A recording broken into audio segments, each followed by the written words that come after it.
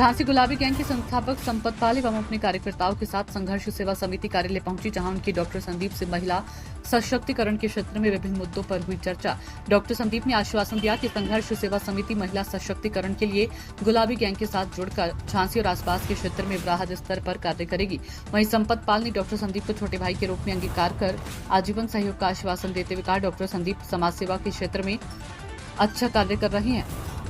आज मुझे डॉक्टर संदीप के रूप में छोटा भाई मिला। हमारा उद्देश्य महिलाओं को सुरक्षा प्रदान करना एवं उनकी आधारभूत आवश्यकताओं के लिए रोजगार परक बनाना है। साथ ही महिला सुरक्षा के लिए भी हम लगातार कार्य कर रहे हैं। डॉक्टर संदीप जैसे लोगों के सहयोग से निश्चित रूप से इस आंदोलन में तीव्रता आएगी। टी सिद्दीकी की ये रिपोर्ट।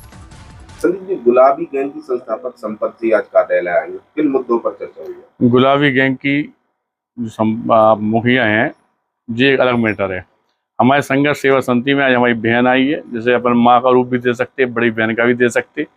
और सत्यता ये है कि जिस तरह से संघर्ष सेवा समिति समाज में नारी शक्ति के लिए, बच्चों के लिए, पढ़ाई लिखाई के लिए, बेटी के कन्यादान के लिए, बेटी के हित में लड़ने के लिए काम कर रही है, यह सब देखते हुए आया दीदी का जो हमारे कार्यालय पे आगमन हुआ, इसके लिए मैं दीदी का बहुत शुक्रगुजार हूँ और बहुत अच्छा लगा दीदी से मिलकर।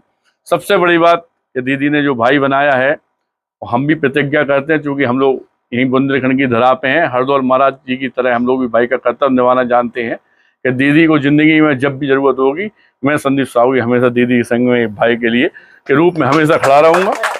और चूंकि न्याय अन्याय के लिए लड़ना, नारी शक्ति का आगे आना, यह तो बुंदेलखंड की भूमि पे हमेशा से रहा है। और सबसे अच्छी बात यह है कि वीरांगना महारानी छीबाई भी इसी धरती पे बुंदेलखंड की धरा को जैसे गौरवान्वित किया है, इसी तरह से दीदी भी दिन रात प्रयत्न करके अपने सुख दुख परिवार छोड़कर दूसरों के सुख दुख को अपनाकर जिस तरह से काम कर रही हैं, उस तरह से वास्तविकता में ये देवीय स्वरूप है। और मैं दीदी के हमेशा ये प्रयत्न करूंगा कि दीदी की इच्छा पूरी करने में जहां हमारा सर्वोच्च लग सके, हम लोग लगाएंगे। धन्यवाद करना चाहिए। महिलाओं की सुरक्षा और सम्मान के लिए गुलाबी गैंग क्या क्या कार्य करते हैं? देखिए, पहली बात तो गुलाबी गैंग महिलाओं के लिए एक आत्मनिर्भर बनाने का काम करता है। दूसरा है जो महिलाओं के साथ अत्याचार होते हैं उसका रोकने का काम कर रहा है। दूसरा है जो हमारी लड़कियां हैं और वो पढ़ने जाती हैं, उनका मिर्ची पाउडर का काम कर रहा है कि लड़कियां अपने आप को स्वयं सुरक्षित रहें। अगर उनका नहीं है तो मिर्ची का स्प्रे बना करके हमने रायबरेली में उनको ट्रेनिंग दी थी। और दूसरी बात है कि आजकल लड़कियों को ज्यादा से ज्यादा घर वालों को हमें सूचित करना है कि अपनी लड़कियों को थोड़ी सी इतना लापरवाह न बनावें, वो पढ़ने लिखने में ध्यान दें, ज्यादा मोबाइल के चक्कर में न रहें। एक तो ये काम करता है। दूसरा जो आज ये अत्याचार फैला बैठा है, तो मैं ये नहीं कह रही कि खाली मर्द भी दोषी हैं, इसमें महिलाएं भी बहुत दोषी हैं। अभी बहुत सारे आपने देखा होगा, कोई महिला अपने आदमी को सीमेंट में दबाई दी, कोई हिमालय में फेंक रही है, कोई ज्योति मौर्य जैसे अपने आदमी का छोड़ करके एक बॉयफ्रेंड बना रही हैं।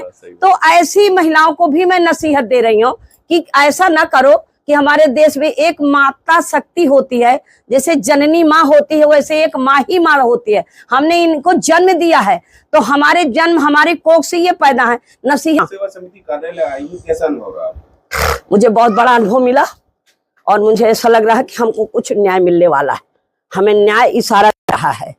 मुझे आज बहुत अच्छा लगा भाई जी से अपने मिलने। मैं इनको दिल से राखी बांधूंगी और अब हम ये झांसी को मजबूत करेंगे अच्छे से। यही मुद्दे पे चर्चा हुई है कि ये जो कौशाम्बी में ये घटना हुई है, मैं अपनी जिंदगी में पहली बार देखा है। इसलिए कि देखिए, दुष्कर्म तो होते हैं, लेकिन ये नहीं देखा कि दुष्कर्मी को बचा करके और उनके घर वालों को जेल ठोस दिया जाए और पास को हटा दिया जाए 3 दिन में। मैं ये कह रही हूं कि अगर वो झूठा केस था तो फिर 90 दिन पुलिस क्यों नहीं इंतजार किया? कम से कम 90 दिन इंतजार कर लेती, फिर बाद में जेल भेजती। और अगर उसका बाप जहर खाने की धमकी बार बार थाने में दे रहा है, तो ये पुलिस सो गई थी क्या? इनको तो उसको सुरक्षा देना चाहिए, अपनी कस्टडी में ले लेना चाहिए। तो पुलिस दोनों के बीच में ये दोषी है, मैं ये कहने जा रही हूँ। अगर काउंटर इनकाउंटर कर रही है तो उसमें भी पुलिस ही का दोष होगा। ये पुलिस पढ़ लिख के जा रही है, वो तो 5 साल की हमारी बोर्ड से ही राजा बनाए गए हैं, और जब वो 5 साल के बाद चले जाएंगे तो फिर ये पुलिस क्या करेगी? फिर किसके गुलाम बनेगी? तो ये सत्ता की गुलाम बन जाती है पुलिस। ये अपने सूझबूझ से काम नहीं कर रही, बस इतना मैं कहूंगी। हाँ।